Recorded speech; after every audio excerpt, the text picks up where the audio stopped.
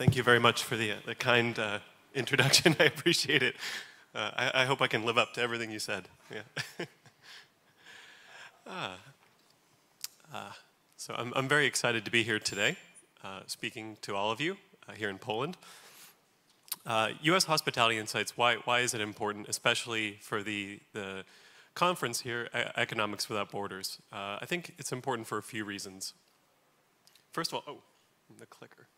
There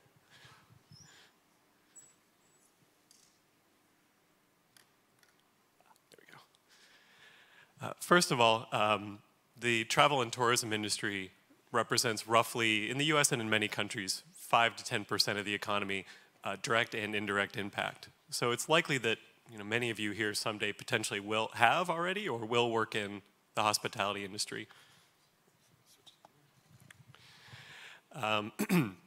Secondly, many of the trends we're seeing in the hospitality industry in terms of economics, I think are actually representative of what's occurring in the overall economy. Third, I think just professionally from a field, there are a lot of benefits to working in the hospitality industry. Hard work, patience, social skills, all of these are very important professionally. Myself, I've worked in the hospitality industry on and off for about 20 years now. The first job I had was when I was 10, working for my family's small business in shipping and receiving. And by the time I was about 16, going into my third job, I was looking for an office job. And my mother, thankfully, she told me no. She said I couldn't do that. She said she wanted me to work in hospitality. She had when she was in her teens as well. And so I worked for a restaurant for a few years. And again, I think broadly representative of many people in the hospitality industry, you do learn a lot very quickly. You learn how to work hard, how to hustle. You learn how to deal with difficult situations. You learn how to deal with difficult social situations. Not every guest, not every customer is happy. And you have to figure out a way to make it work, So yeah, so I think, so I'm excited to present today to all of you. The gentleman very kindly gave an overview of my background, so I'll skip over my research. But professionally, as you mentioned, I have had the opportunity the last 10 years to work in hospitality, specifically at the Walt Disney World Resort, which was an amazing opportunity. Walt Disney World Resort, located in Orlando, Florida, is roughly 100 square kilometers. Has 4 theme parks, 2 water parks, has over 30 hotels, over 30,000 hotel rooms, and millions of visitors every year. So obviously tourism is a key driver to that industry, along with Universal Studios and SeaWorld and some other theme parks. And then the last 5 years, I've had the opportunity to work in Las Vegas for MGM Resorts, which one of the properties, if you might know, is the Bellagio, if you've seen Ocean's 11 or any of those movies. And then also more recently for Wynn Resorts, which is another luxury property. And Las Vegas is very interesting. The Strip, Las Vegas Strip, is only 2 miles long, but it has 80,000 hotel rooms. And if you've ever stayed at a hotel like a typical Marriott or a Hilton, or maybe, for example, here we're staying at the Novotel, typically 300 rooms, is a normal hotel. In Las Vegas, that would be very small. That would be a boutique hotel. The average hotel in Las Vegas is maybe 3,000 rooms. The Bellagio is 4,000. The Wynn and Encore, where I currently work, is almost 5,000 rooms. I believe, maybe a little outdated, 5 out of the 10 top largest hotels in the world are located in Las Vegas, and they're all right next to each other. So it's an exciting place to work and live. And then professionally, so at the Walt Disney World and in Las Vegas, I've worked in revenue management analytics. And it's also a very exciting field to be in, a field of high growth. Analytics, data science, revenue management, dealing with data. I would say that a lot of the questions we had in the last few talks were interested in technology, AI, machine learning models. Are robots or our technology going to replace our jobs? And I think I reiterate what a lot of the other distinguished guests have said, which I don't believe so. In innovation, there's creative destruction. You had the horse and buggy, and then you had the car. And the manufacturing of the car created new jobs. And the economy grew as a result. All the jobs servicing those vehicles, and then all the individuals purchasing those vehicles, and expanding access, in this case, to transportation. The same thing with data and analytics. I believe that analytics and data science as a field is going to grow, at least in the US, projected maybe 25% to 50% in the next 5 years. Data science as a field is very popular and growing, and jobs are, on average, I believe, roughly $115,000 US. So again, high growth opportunity. Just because the machine learning models are getting better, for anybody interested in this field, does not mean that they're replacing jobs. In fact, they're creating more jobs because it creates more opportunity as more people are able to analyze the data and determine insights and then actually translate it into value for the company. And at the end of the day, the machine learning model can get smarter. Of course, it always does. But it requires the input of individuals, which is critical, both in terms of preparing the model, but also in taking the results and translating those back to company leadership and the business, who in a lot of cases, right, data isn't their expertise. And so they need somebody like an analyst, like a data scientist, to help them understand the data and what to do with it. In terms of the state of the US hospitality industry, much like Europe, I think, the trends are very similar here. COVID was very difficult, right? For a lot of industries, US hospitality included. In the US, we lost roughly $100 billion of RevPAR, which is just revenue per available room, which is obviously a very significant cost to the industry. 2020, most hotels were shut down. 21 got a little better. They started to open up, at least at partial capacity. Then Omicron hit, and of course, many of them shut down again. This made it very difficult. A lot of people left the industry. A lot of people found other jobs and other careers. And then finally, 2022 has actually been, for a lot of the industry, a really great year. Almost on par with 2019, especially with leisure travelers, with those that hadn't traveled in a while, that had saved up money, and had the opportunity to travel, right, on leisure for fun. But one of the challenges we're facing is that business travel hasn't recovered yet. It's still down about 20%. And this is especially a challenge because business travelers are usually spending more per customer than leisure travelers will. They're also more consistent. They'll book much further in advance, whereas many leisure travelers will look, last minute just to take a trip for fun. And so one of the ways we've trying to counter this is try to encourage business travelers who typically travel during the week to stay and experience the region they're visiting for like the weekend, for example. But it's still a challenge, and it's representative in part of the overall economic shift we're seeing, especially as it relates to working from home versus in the office. A lot of the business travel is down mostly because the industry and the economy has found ways to accommodate the fact that people can meet virtually and they don't need to travel to a location, right, to meet at a conference. Not always, of course. There are obviously many benefits to meeting individuals in person. There's a lot that's lost when you can't do that and you just have to meet virtually. But clearly, as an economic model, it's shifting somewhat, and it's a realignment. And I think you'll continue to see this over the next few years, finding the optimal mix of what percentage of the time work can be done at home, whether it's entirely from home, whether it's partially from home, right, or whether you need to be in the office. And these are kind of battles, if you'll say, that are going on at every company in the US that have been going on for the last year, especially as we've fully reopened, especially as the economy has come back.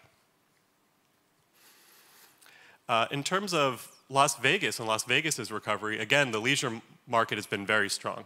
If you listen to an earnings call, which is just when a public company will just let shareholders know how they're doing, mostly they're very positive, and they're positive, but they're comparing it to 2019 because that was the last year when things really were good pre-COVID. But one of the things I wanted to highlight from an economic perspective is the diversification of the Las Vegas economy, especially over the last 30 years, and how that's made it much more resilient, and how that's beneficial for all cities and all regions. 30 years ago, if you were to go to Las Vegas, it was very different. Almost all the revenue was from gambling. Different environment. If you've seen like an older movie, it was like a cheap, you'd gamble, you'd get maybe your room for free, maybe a buffet was very cheap, like $5 US or something, cheap for the US. And, but now it's different, 30 years, and now it's much more upscale, much more diversified. In terms of the revenue breakdown, gambling, of course, is still significant. Maybe this year it's about 40% of revenue. But then you've got hotels, you've got food and beverage, you've got entertainment, you've got nightlife, and you've got convention. And they've really done a good job of diversifying to bring in all these different groups, which has made the economy much more resilient. I think this is it's good for Las Vegas, but it's a good lesson for all regions, that when you can diversify the economy, right, there's a lot of benefits that can entail from that. Right now, like I've said, business travel is down, but since leisure is up, we're able to backfill that with individuals that are coming for leisure for a variety of reasons. My mother, for example, does not gamble, but she loves to dine at nice restaurants, and she loves entertainment. She's also an esthetician, so she's visited Las Vegas for skincare conventions, for example, but she doesn't gamble, and that's actually representative of a lot of people that visit Las Vegas now. From a data standpoint, again, what's really interesting is that there's no baseline now in terms of analytics. It used to be that from maybe post-Great Recession, maybe in 2011 and forward, when the economy had recovered mostly, 2011 to 2019, every year consistent. The cycle, the seasonality, the cycle, the growth, relatively consistent, which meant there was a lot of data and a lot of consistent data with a healthy amount of variance, which made it pretty easy to predict with a relative certainty what was going to happen the next year. That's not true anymore. Again, 2020 was shut down. 2019 was the best year that Las Vegas ever had. 2020 was the worst year Las Vegas ever had. 2021 was completely mixed. It started to get good, then Omicron hit and it was terrible. And then 22 has been great. But economically, we know that the headwinds we're facing are that it's possible we'll be in a recession next year. And so what do you do as a company? Some of the talks earlier this week in presentations from my colleagues were about inventory and slack, and what do you do? How do you prepare for an environment where you're not sure what your supply and demand will be, how much things will cost, and how many customers are going to show up? So it's very, very challenging right now. But I will say that this isn't a negative if you're interested in the field of analytics. A recession isn't a negative, challenging environment isn't a negative. It's actually a positive, because the demand for analytics, the demand for data science is even more so when you enter into a challenging situation. Business leaders right now are unsure of what the future is. And so even more so, they're relying on people that are looking at the data to try to help them, to try to understand what the possibilities might be. A few things that are interesting trend-wise in hospitality that, again, are representative of the industry. One is a lot of the innovation that's taken place, right, in the last 10 to 20 years. And I'm sure you've experienced this here as well, right? Airbnb, of course, Uber is very popular in Poland. Significant growth. And it hasn't been growth at the expense of the traditional hospitality industry, which I think is another great example of how innovation and things like AI, it can grow the pie, right? Rising tide lifts all ships. It doesn't necessarily have to hurt traditional industries. There was a study in New York with taxi cabs, and it showed that with the growth of the sharing economy with Uber and Lyft, that more individuals were taking these taxi rides. It wasn't at the expense of traditional taxis. It just grew the overall taxi market. With Airbnb when it started, another great example where a lot of people that just either didn't have the money or traditionally wouldn't stay at a normal hotel, this opened up the opportunity to them to take like a last-minute vacation somewhere and either stay at an extra room that somebody had, right, or somebody's house that they were renting out, whatever it might be. Again, a lot of the research showed that the growth of Airbnb had a slightly negative impact on the hotel industry, but very slight. And for the most part, it just grew the overall pie. More people could take part in these travel and tourism experiences, which is really great. I will note, though, that there's been this negative trend recently, especially with Airbnb, where at least in the US, it's gotten very expensive. It's gotten very expensive, and a lot of people are upset with the fees and how they're hidden. And we see this, I think, in many industries. Hotels, where you go and search, you try to find a price, and then you get to the final page, and it's double what you thought it was going to be. And they're trying to do better about that. Airbnb recently said they were going to clean that up and try to make it much more transparent in terms of what the pricing was. But the whole hotel reaction to the sharing economy has been relatively positive. They talk to business leaders in hospitality, and they say, "Are you scared of Airbnb?" And for the most part, they say no. For the most part, they say that the hotel industry has core competencies, things that they're really good at, that are separate from Airbnb. Quality, consistency, the brand, safety, simplicity. The understanding that, like the Novotel here, that maybe if you stay at the Novotel here in Katowice, and then you go and stay at a Novotel in Paris or in Rome, that the experience you're going to get is very consistent, right? That you're in a safe, clean environment with professionals. You know, that's something that they take pride in. Another trend that's big in the US, and we're late to this because it's been very popular in Europe for a while, is mobile sports betting. This has been something where, and again, indicative of the overall economy, at least in the US, is that for the last decade, we have been in a business cycle where interest rates have been very low. And so the cost of capital, the cost to borrow, ability to take on loans and debt has been very cheap. So cheap, in fact, that a lot of investors have been out there trying to find growth opportunities because, you know, if you, not to get too much into it, but if you try to invest in a bond, you're not going to get anything out of it. So what are you going to do? Try riskier investments, willing to take greater risks. When capital is cheap, when it's easy to get money, you can take greater risks. Amazon is a great example of this in the economy, right? Amazon lost money for 15 years, and shareholders had faith that the reason why they were doing that was to grow, and after 15 years, after all that growth, finally they would get to profitability. Something very similar happened in the US sports betting industry, where it opened up about three or 4 years ago, and states started implementing it, and there was a mad dash, a frenzy to try to acquire customers, even at a steep loss. You know, maybe you thought somebody would be worth a few $1,000s over their lifetime to you, and you would spend a few $1,000s to acquire that customer. So you're losing money acquiring people. You know, this is broadly indicative of a lot of what happened for many of these type of, you know, Silicon Valley companies, mobile companies, app-based companies. You know, I think there are a lot of examples of it. That's all changed in the US in the last year. With the inflation rate up significantly, with, you know, the possible recession in the future, what's happened is that there's a lot more scrutiny and there's a lot less leniency for companies losing money. And so everybody's tightening their belts. You know, there are a lot of layoffs now in the US in the tech industry, for example. But everybody's now focusing on getting to profitability. One fun example on the US sport betting industry, and I think my colleagues from Texas might know of this gentleman, is Mattress Mac. His name is Mattress Mac because he owns a chain of mattress stores in Houston, Texas.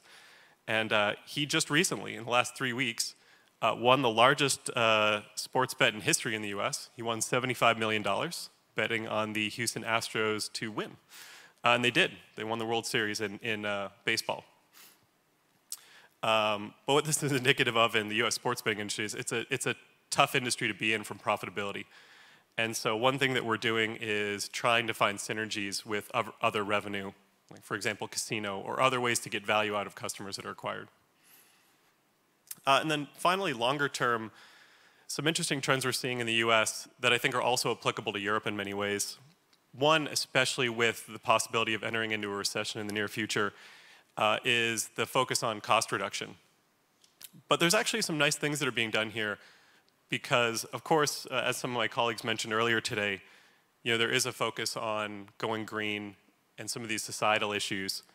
And if you can find a way to kind of as a win-win, right, if you can find a way to go green but also reduce the cost to your company, you've benefited your company, right, but you've also made your customers feel good and you've also made your customers happy. I think if anybody stayed in a hotel recently, for example, at the Novotel, you check in, you go to your room, and there's a little card on the desk. And the card says, if you don't want housekeeping, right, if you don't want your towels changed, then just leave this little card on your door. And it actually does 3 things. One, it allows you the ability to opt out of that service, right, which is then cheaper for the company. The second thing is it's highlighting the fact that you're using less water, less energy, so it's green oriented, which is good for the environment, which is great.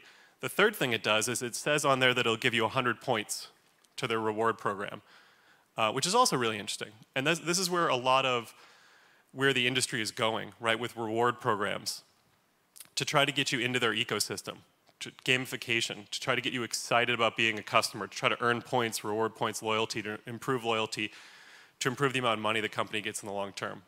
So this one little card with this one little thing on it, it does 3 things for the company, which is really interesting. Things like that are exciting because of the value they drive.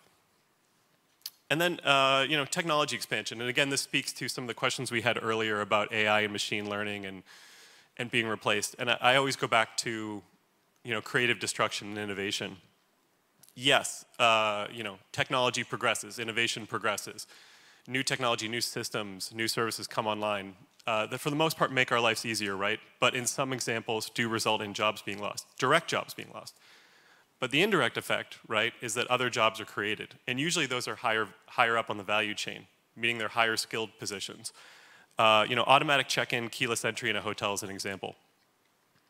You know, a long time ago, you'd go to the front desk and you get an actual physical key, like a metal key, right? Nowadays, most hotels will give you a key card. Benefit of that key card is, right, that unlike the key, you can just replace it if you lose it, right? You'll go down to the front desk and they'll set up another one for you. Whereas if you have the key, you've actually got to make another key. And now we're moving into a world of keyless entry, right? Cell phones, mobile, that it's an app on your phone.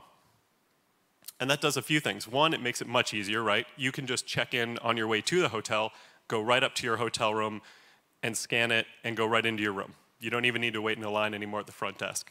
So it makes your life easier. But if you think about it, right, from a technology perspective, somebody's got to design that app, somebody's got to maintain that system, somebody's got to oversee it. And critically, with the data they're getting, and this is where I go back to all the data being collected and the opportunity it represents the economy, especially if any of you are interested in the field of data or analytics. Companies are collecting massive amounts of data, and they need somebody, right, to help them with that. And this is another example. You set up an app, the app allows keyless entry, you also now have a reward system, and now you're getting loyalty, and you're collecting all of this data about the customer, right? Helpful information. And again, at the end of the day, a lot of it is trying to find a way to improve the experience of that customer. You know, is there a certain type of hotel they like, or do they prefer a higher floor in the hotel? Do they prefer a certain view, right, out of the hotel? Something like that. Certain recommendations you can give them. Things like this where there's more and more data being collected over time, and it's an exciting opportunity for anybody that's interested in the field. And then finally, the role of luxury. I highlight this because in the current economic environment we're in, where there's a possible likely recession in the future, right, for both the US and the EU, and inflation is high. Costs are going up. A lot of companies right now, as I mentioned, are thinking about cost reduction, thinking about how they can save money. And in some case, that means degrading the experience, potentially. It reinforces that there's still a role for luxury, right, in Las Vegas, in hospitality, in other economies around the world. And that role is the differentiation, right? That role is that now if one company, your competitor, is focused on cutting costs, it makes you even more, it makes it easier to stand out, right, if you're providing quality service, quality products. So I highlight that because I've talked a lot about cost reduction and likely recession, and I don't want you to think that means that every company has to go in that direction. So these were just a few things I wanted to highlight from Las Vegas, from the hotel industry, from the hospitality industry. Thank you for your time.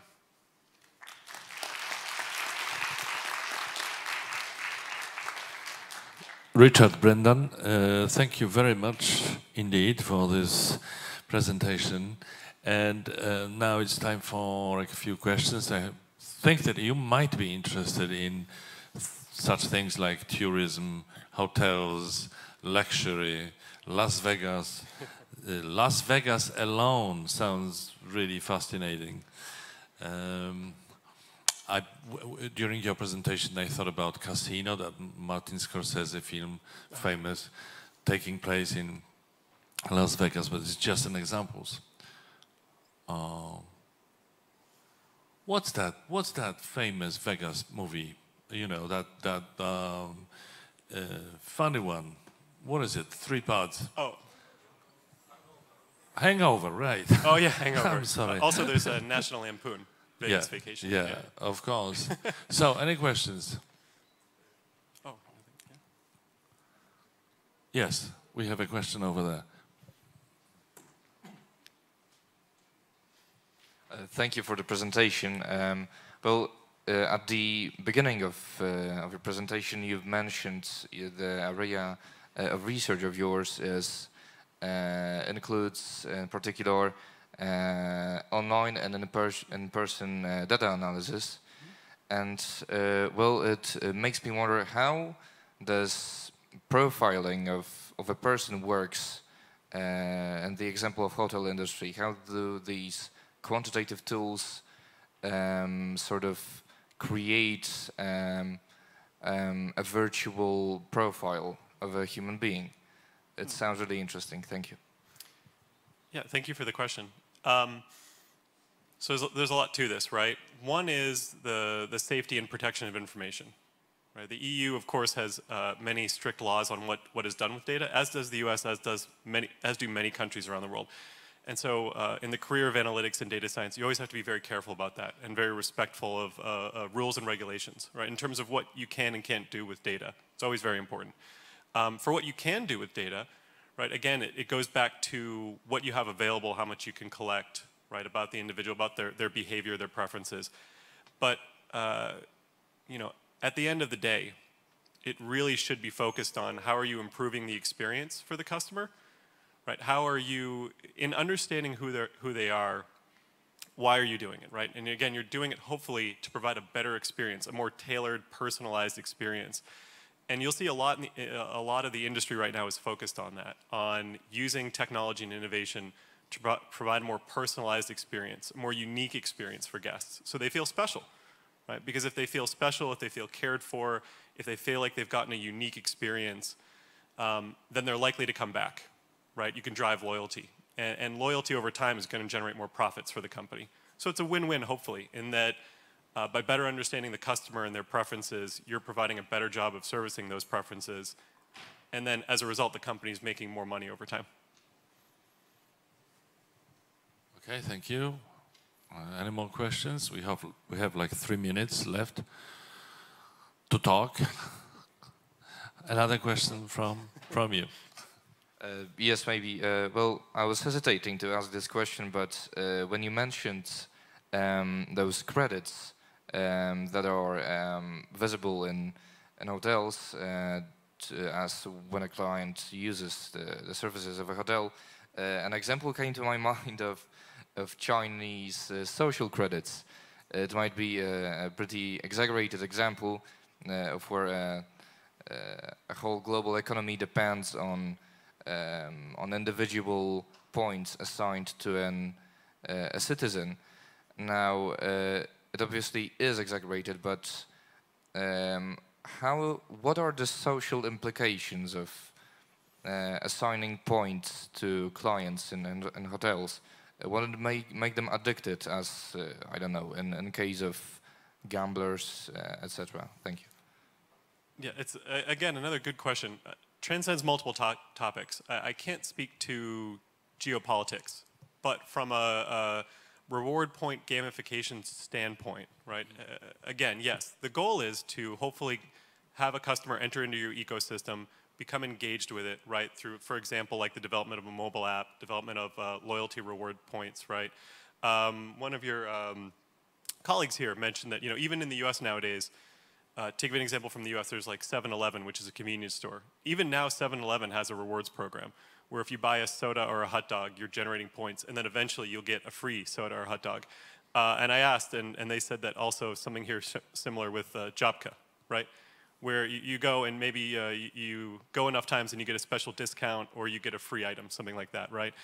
I think it's in that spirit that you want to place this from a business perspective, that from a win-win perspective, right? That you're becoming a loyal customer because you enjoy the product, you enjoy the company, enjoy the services it provides. And as a result of being a loyal customer, you're getting something from that, right? You're getting that, at Jobka, that complimentary hot dog or soda or sandwich. But then in return, right, the company is generating, right, more revenue, more business from you. So again, ideally, that's the spirit of it from a business perspective.